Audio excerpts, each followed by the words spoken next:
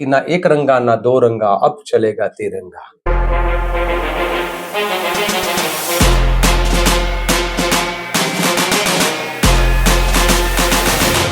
15 अगस्त हो, 26 जनवरी हो, या मुख्य रूप से झंडा लहराते हैं हम, तो ये इसका क्या सिर्फ 15 अगस्त और 26 जनवरी नहीं, अब हर जगह पे देश भर में महीने के अंतिम रविवार को सेवा दल के कार्यकर जो है वो देश का तिरंगा फहराते हैं। कांग्रेस का कार्यकर्ता आप सभी के बीच, जैसा कि वादा किया था हमने, कांग्रेस की सच्चाई लेके आएंगे। और आज मेरे साथ हमारे कांग्रेस सेवा दल के राष्ट्रीय अध्यक्ष, सबसे कांग्रेस सेवा दल की ऐसी शख्सियत जो लगातार कांग्रेस सेवा दल को आगे बढ़ा के लेके आए और बहुत ज्यादा काम किया है, वो सारी बातें बाद में करेंगे। जो हमने वादा किया था सच्चाई का, कि कांग्रेस की सच्चाई क्या है, वो इंट्रो में भी आपने देख लिया। अब सीधे बात करने जाएंगे हमारे राष्ट्रीय अध्यक्ष लालजी देसाई जी से, जो आपको बताएंगे कि जो लगातार कांग्रेस की सच्चाई क्या है। सर, मैं आपसे जानना चाहता हूँ, सीधा सवाल है, कांग्रेस की सच्चाई क्या है? सच्चाई मानने में कि जो आज मीडिया के द्वारा, बीजेपी के लोगों के द्वारा कांग्रेस के बारे में भ्रम फैलाया जाता है कि भाई ये राष्ट्र विरोधी है, पाकिस्तान के समर्थक है, या देश की सेवा नहीं करते हैं, तो आपके मायने में कांग्रेस की सच्चाई?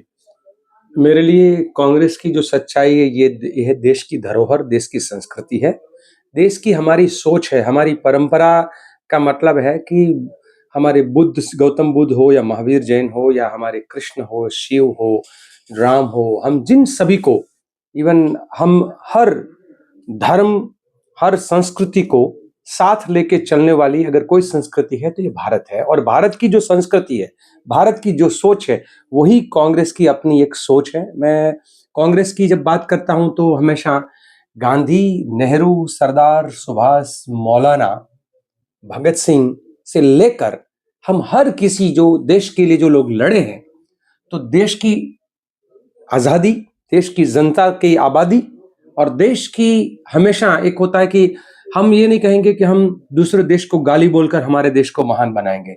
हम अपने कर्म से, अपने व्यवहार से हमारी देश की महानता को जो है हमेशा मुकर रखते हैं। सो कांग्रेस का मतलब है कि आज सबसे अंतिम छोर पर जो व्यक्ति है वो हो या देश का सबसे बड़ा धन्ना सेठ हो, दोनों का मानवीय अधिकार बराबर है।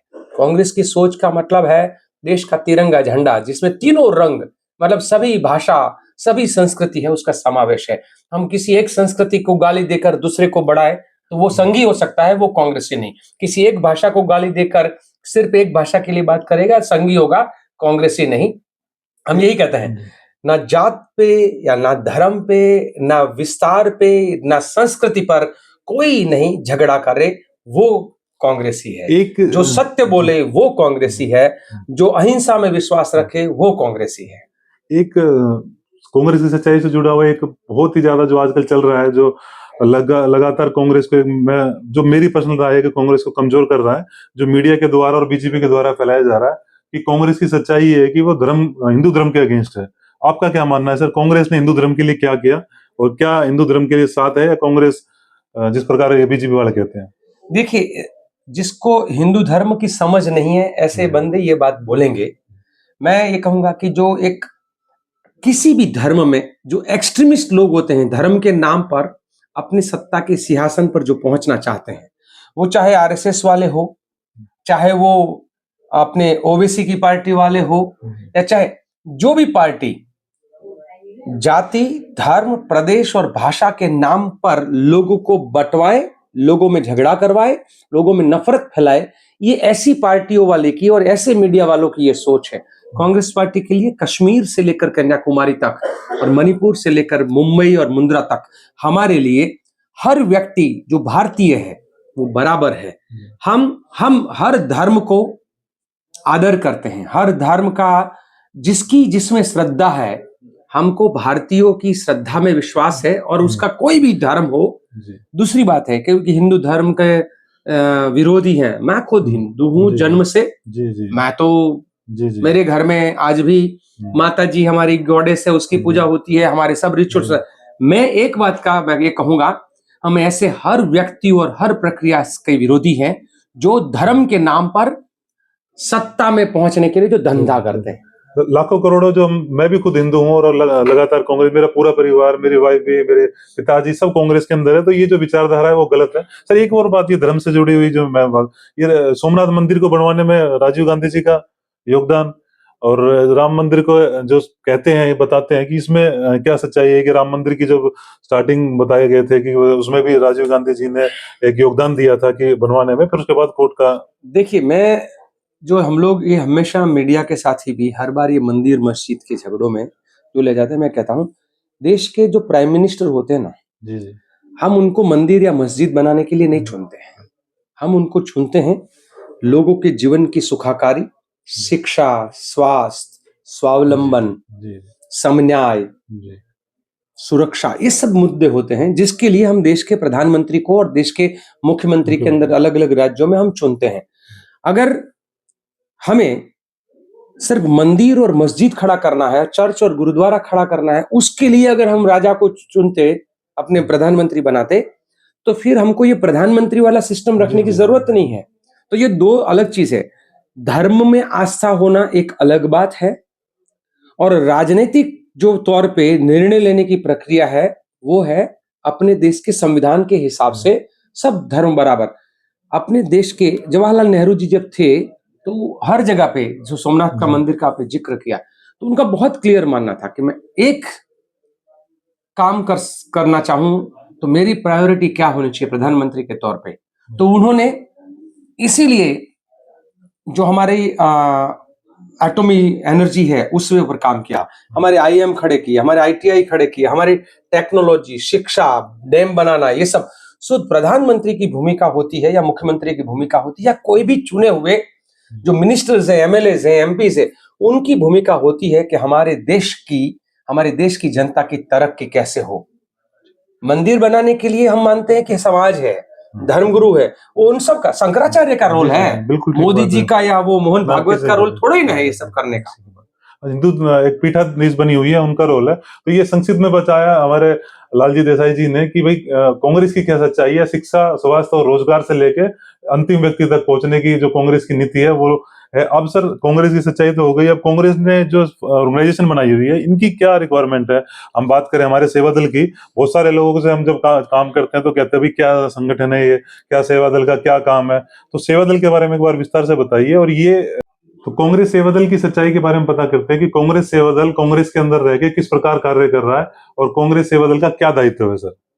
देखिए, कांग्रेस सेवा दल का जो है मुख्य भूमिका जब बना था 1923 में, तब से लेकर लगातार एक हमेशा राष्ट्र निर्माण, जन सेवा, संगठन निर्माण और नेतृत्व निर्माण की भूमिका रही है। पहले हम इस देश की जनता को, जो गोरे लूट रहे थे, गोरों के जरिए जो शोषण का पूरा काम हो रहा था, वो शोषण से मुक्ति दिलाने, हमारे देश की जनता में जो अंधश्रद्धा या अलग अलग प्रकार के कई विभिन्न ऐसी समस्याएं थी, तो समस्याओं को जड़ों से उखाड़ने का काम जो है वो सेवा दल ने तब जन जागृति के अभियानों के जरिए, काडर काम के जरिए, और सब जितने भी आंदोलन हुए हैं आजादी के जंग में, अगर 1923 के बाद के अगर आप देखेंगे, हर आंदोलन में फ्रंटल के रूप में, फ्रंट पे अग्रिम संगठन, अग्रिम हरोड़ में आकर लड़ने का काम किया है। लाठी खाना, गोली खाना, जेल जाना, कैडर को तैयार करना, हर तरीके से इस देश की आजादी के जंग में सबसे पहले अगर कोई रहता था पहली लाइन में, पहली पंक्ति में, तो वो सेवा दल रहता था।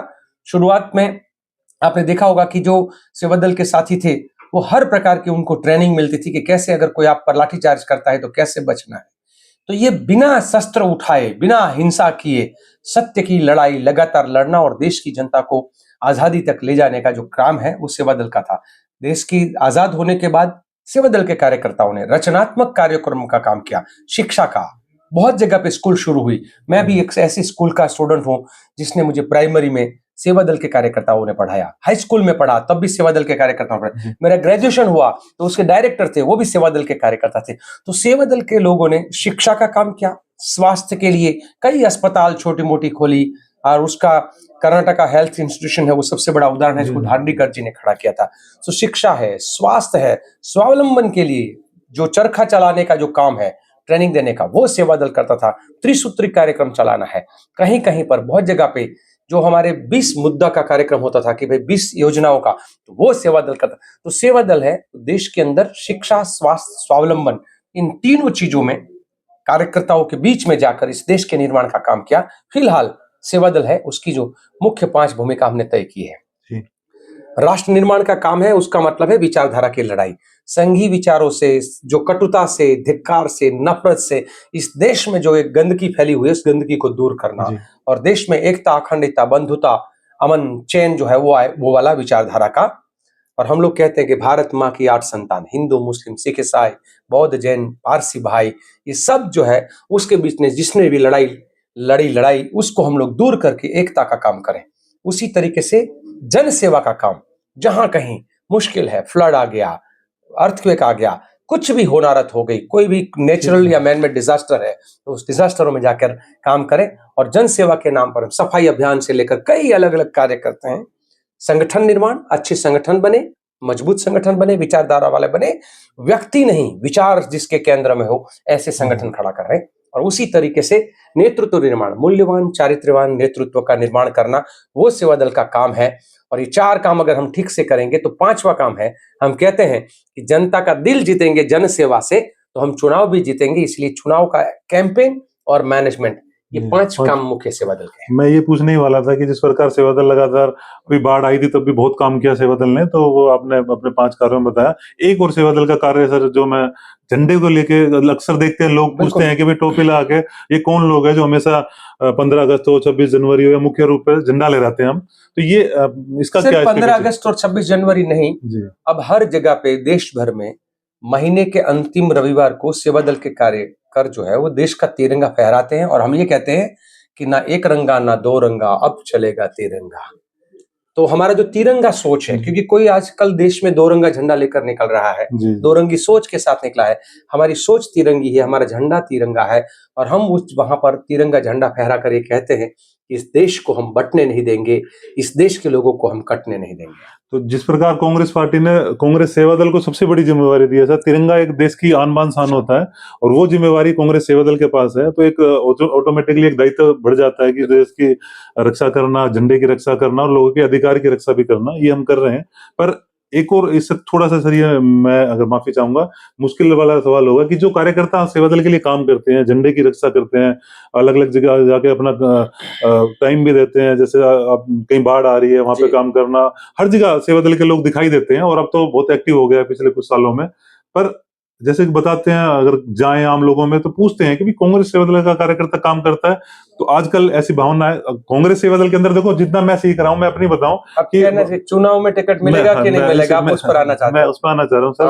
पर मैं अपनी तरफ से बताना चाहूंगा कि जब कांग्रेस सेवा दल की ट्रेनिंग होती है, या यहाँ अगर कोई भी कांग्रेस सेवा दल में भागीदारी करता है, तो वो इस भावना से भागीदारी करता है कि जनता की सेवा करना है, देश सेवा करना है, किसी स्वार्थ भावना से नहीं, ये पहले से ही बताया जाता है कि निस्वार्थ भाव से। फिर भी एक सर, एक लोगों में जुड़ने से, किसी संगठन जुड़ने में एक इच्छा होती है, भाई मुझे क्या मिलेगा।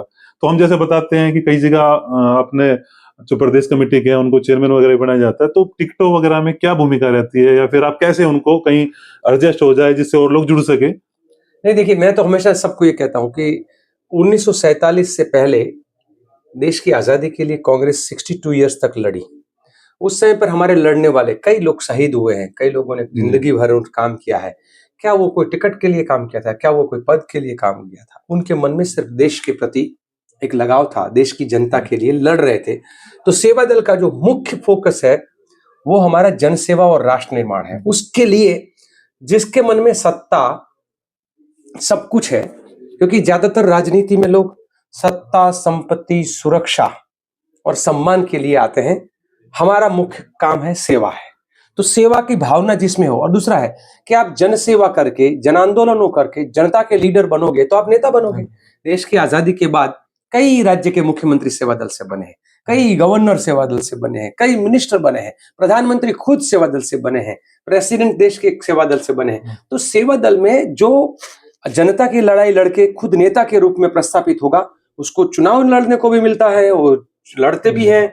मैं बीच में छत्तीसगढ़ गया तो कैबिनेट में 7 मिनिस्टर जो थे वो सेवा दल के थे। एक दो आप कई राज्य के मुख्यमंत्री हैं। एग्जांपल देके, जैसे जनता को पता चले कि वे कार्यकर्ता। खुद नेहरू जी हैं, वो सेवा दल के प्रथम अध्यक्ष थे, जिसका राजस्थान में अशोक गहलोत जी है। इधर आपका उत्तराखंड के जो सीएम हमारे रहे रावत जी, हरीश रावत जी, वो है। अरुणाचल में मैं गया तो अरुणाचल के जो अध्यक्ष अभी हैं, वहां पे जो सीएम रहे वो भी सेवा दल से थे। और उससे पहले तो बहुत कुछ, इवन हमारे देश के कोई ऐसे मिनिस्टर नहीं थे जो सेवा दल से ना हो। मैं तो वर्तमान के हैं, सेवा दल की ट्रेनिंग तो लेना है, सेवा दल के कार्यकर्ता रहे हो, ऐसे कई लोग हैं। तो मेरा ये भी कहना है कि आज भी मैं सेवा दल के कार्यकर्ता हूं कि भाई सिर्फ टोपी पहनने से कोई नेता नहीं बनता है। तो ये टोपी जो पहनते हैं तो उसका एक मतलब समझना चाहिए, उसका एक गंभीर समझना चाहिए। जो सर पे जब टोपी आती है, गांधी टोपी, तो गांधी जी चुनाव लड़े थे क्या कभी? गांधी जी कभी चुनाव नहीं लड़े, उन्होंने तो देश गांधी सेवा जी करी देश और के लिए पूरा जिंदगी दिया। गांधी जी चुनाव नहीं लड़े, फिर भी गांधी जी देश के सबसे बड़ा नेता आज सब लोग मानते हैं, स्वीकार करते हैं। तो मेरा मानना है कि चुनाव लड़ना और जीतना या नेता बन जाना मतलब आप चुनाव नहीं लड़े, मिनिस्टर नहीं बने, तब तक आप नेता नहीं। ये जो सोच है वो सोच गलत है। आप नेता जो है जनता का दिल को जीत कर बन सकते हो। सिर्फ चुनाव तो बहुत गुंडे मवाली भी जीत जाते हैं। आज संसद में, पार्लियामेंट में और असेंबली में कई गुंडे हैं जो चुनाव जीत कर आए हैं, जो गाली वाली भाषा बोलते हैं।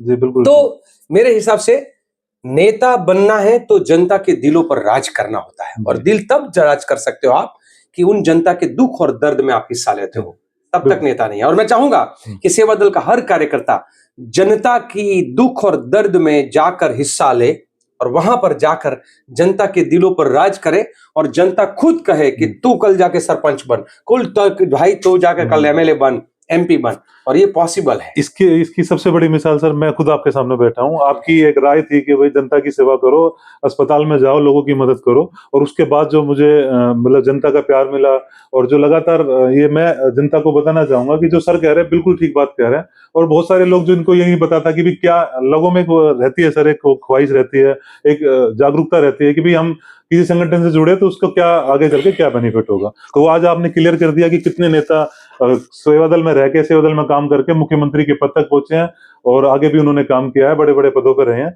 और एक अंतिम सवाल करने से पहले सर, एक और बात जो लोगों के मन में बहुत ज्यादा डाउट है कि कांग्रेस सेवा दल के बाद ही क्या आरएसएस बना था क्या? कांग्रेस सेवा दल को देखते हुए, क्योंकि बताते हैं कि कांग्रेस सेवा दल बनने के बाद आरएसएस बना, और उन्होंने कांग्रेस सेवा दल का काम शांति के रूप में था, और वो गलत उस पर चलेगी कि ऐसी बात ये किया मिथ्या है या गलत सही है? सेवा दल के बनने और अब उसके बाद आरएसएस का बनना, उस बीच मुझे लगता है करीबन 1.5-2 साल का अंतर है। मैं नहीं कहूंगा कि 1.5-2 साल के अंतर के बाद शायद वो बनने के लिए उन्होंने कॉपी किया होगा, पर मैं जरूर कहूंगा कि आरएसएस कुछ नहीं था देश में। सिर्फ वो मुखबिर वाला जब काम करते थे, या अंग्रेजों के साथ मिलकर जो है उनकी जो भी चाटुकारी करते थे या जो भी करते थे, उनका काम उनको मुबारक। पर सेवा दल का जलवा था, सेवा दल काम कर रहा था देश के लिए। तो सेवा दल की 90% चीजों में इन्होंने कॉपी किया है। और वो जो थी, मैं 90% इसलिए कहूंगा कि ड्रेस कोड में हो सकता है कलर दूसरा होगा, और उसने ड्रेस में कॉपी किया था। उन्होंने शुरुआत में सेवा दल के अंदर लाठी से खेलना होता था, तो वो लाठी भी उन्होंने तो हर जगह पे टोपी हो, लाठी हो, शॉर्ट्स पहनने वाला हो, हर कुछ सेवा दल का जो पुराना था, सेवा दल के जो ट्रेनिंग प्रोग्राम थे उसी तरीके से, तो सब चीजों में उन्होंने कॉपी किया है। पार्कों में सेवा दल वाले कार्यक्रम करते थे, प्रभात फेरी, हर प्रकार का उसका सेवा दल का बैंड टीम होता था, कल्चरल टीम होती थी।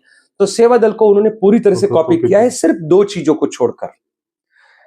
सत्य और अहिंसा का सेवा दल का पाठ वो नहीं समझ पाए, और सत्य और असत्य और हिंसा उन्होंने अपनाया है। साथ साथ में उन्होंने, जो हमने सेवा दल ने हमेशा जोड़ने का काम किया है, उन्होंने तोड़ने का काम किया है।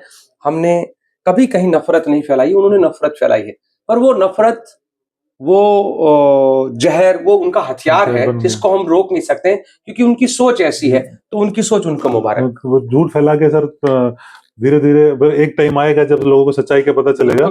अब सवाल से सवाल निकलते हैं, पर ये बहुत बड़ा इंटरव्यू हो जाएगा, मैं ज्यादा सवाल नहीं करना चाहूंगा। नहीं तो ये भी एक मेरा सवाल था सर कि अब जैसे आपने आपके आने के बाद एक बाल सेवा दल का भी नया शायद ऐसा शुरू हुआ है कि बाल सेवा दल भी बनेगा। ऐसे आरएसएस वाले काम करते हैं, पार्कों में छोटे छोटे बच्चों को लाके उनको लाठी चलवाना, और उनसे उनको मतलब माइंड वॉश किया जाता है पहले स्टार्टिंग में, फिर उसके बाद। तो ये इस पे अगर आप कुछ बताना चाहें। बाल सेवा दल कोई मेरा विचार या मेरा आइडिया नहीं है। बाल सेवा दल पहले सेवा दल में हुआ करता था, बीच में बंद हो गया था। बीच में बंद हो गया था। हमने दोबारा शुरू करने की कोशिश की है, पर मैं ये कहूंगा कि हम उसमें उतने कामयाब नहीं हुए हैं। हम उसी दिशा में लगे हुए हैं। हर कोई होता है ना कि नहीं हम बहुत ये हो गए। हमने कई और नई शुरुआत की है, जैसे यंग ब्रिगेड शुरू किया है जिसमें कामयाब रहे, महिला सेवा दल खड़ा किया है तो उसमें हम लोग सफल रहे, शिक्षा और स्वास्थ्य की समितियां जो है शुरू की है उसमें हम लोग सफल रहे। बाल सेवा दल में हम जितनी तरीके से जहां ऊंचाई पे पहुंचना चाहिए था हम नहीं पहुंचे हैं, वो हमारी एक कमजोरी है, वो आगे जाकर नहीं, वो उसको बहुत आपके करेंगे। ऊपर दायित्व है सर, वो भी चीजें पूरी हो जाएंगी। एक थोड़ा मुश्किल सवाल रहेगा सर, हो सकता है अगर आप आंसर दे पाए तो। अ, एक और ये बहुत ज्यादा पब्लिक के बीच में मिथ्या है कि ये सीधा सवाल हमारे माननीय राहुल गांधी जी से जुड़ा हुआ है कि राहुल गांधी जी से मिलना बड़ा मुश्किल है। क्या ऐसा है सर? क्योंकि आप तो राष्ट्रीय कार्यालय में बैठे हैं। राहुल गांधी जी क्या जनता के बीच में रहते हैं? जो लोगों को के बीच में बीजेपी भरम फैलाती है, उनसे तो मिल ही नहीं सकते, विदेश चले जाते हैं। तो आप क्या कहना चाहोगे इस बारे में? ये सवाल जो करने वाले लोग हैं ना, वो तो आपको तो मैं नहीं कहूंगा आप कांग्रेसी हो, बाकी ज्यादातर तो पेड मीडिया वाले हाँ, लोग उन्हीं के होते सवाल हैं, मैं कह उन्हीं रहा का हूँ, सवाल है। जनता को पता चले हाँ, कि भाई यहाँ सच्चाई क्या है। कि मुझे मेरा मानना है कि भारत जोड़ो यात्रा में अगर आपने देखा होगा, लाखों लोगों से गले जो मिला है बंदा, जी, जी, बिल्कुल ठीक बात ठीक है। है, हर आंदोलन में जाके लोगों के बीच में जो बंदा रहता हो, उस बंदे के बारे में ऐसे बोलना, मैंने कभी नरेंद्र मोदी को तो सिर्फ अदानी और अंबानी को हक करते हुए देखा है। कोई गरीब के साथ बैठा हुआ, कोई किसान के साथ बैठा हुआ, नरेंद्र मोदी को, अमित शाह को हम नहीं देखते हैं। फिर भी इनका ये कहना है तो उनकी सोच है। जी, हम नहीं तो मिलते हैं, ये आराम आप से मिलते हैं, और राहुल गांधी इतने सहज होते हैं सबके बीच में, कोई सोच भी नहीं सकता है। कभी आपने राहुल गांधी का अकेले फोटो ऐसे-ऐसे करके वो नहीं देखा होगा आपको, मोदी का फोटो दिखेगा। तो ये थे हमारे बीच में लालजी देसाई जी, जो राष्ट्रीय अध्यक्ष है कांग्रेस सेवा दल के, जिस संगठन से मैं भी जुड़ा हुआ हूँ, और लगातार आपको सच्चाई दिखाते रहेंगे कांग्रेस की, अलग-अलग नेताओं से भी मिलवाएंगे, और जमीनी जहां-जहां कांग्रेस के कार्यक्रम हो रहे हैं, जहां कैंप लगते हैं हमारे सेवा दल के भी, अब वो भी आपको दिखाया करेंगे कि किस प्रकार, क्योंकि जागरूकता बहुत जरूरी है। जिस प्रकार मीडिया चैनल लगातार एक तरफा होके एक गलत चीजें दिखाने लग रहा है और देश को गलत गुमराह कर रहा है, तो हमारा भी दायित्व बनता है कि हम आप तक सच्चाई पहुंचाएं, और कांग्रेस की सच्चाई और देश की सच्चाई अब आप तक पहुंचने जा रही है। आप सभी भी मेरा समर्थन करते रहे। आपके जिस प्लेटफॉर्म पे ये वीडियो आएगी उसको लाइक शेयर करके जनता पे पहुंचाकर, और ये जो भ्रम फैल रहे हैं देश के अंदर कांग्रेस को लेकर, उसको दूर किया जाए। जय हिंद, जय भारत, वंदे मातरम।